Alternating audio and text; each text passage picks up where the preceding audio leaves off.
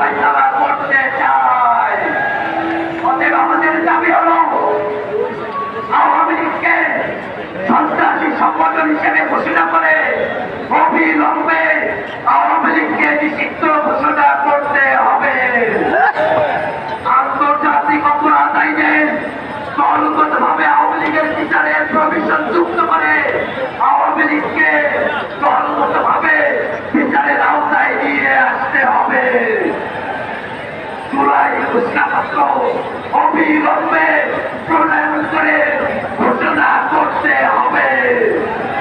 যতক্ষণ পর্যন্ত আওয়ামী লীগকে দলগতভাবে বিচারের আওতায়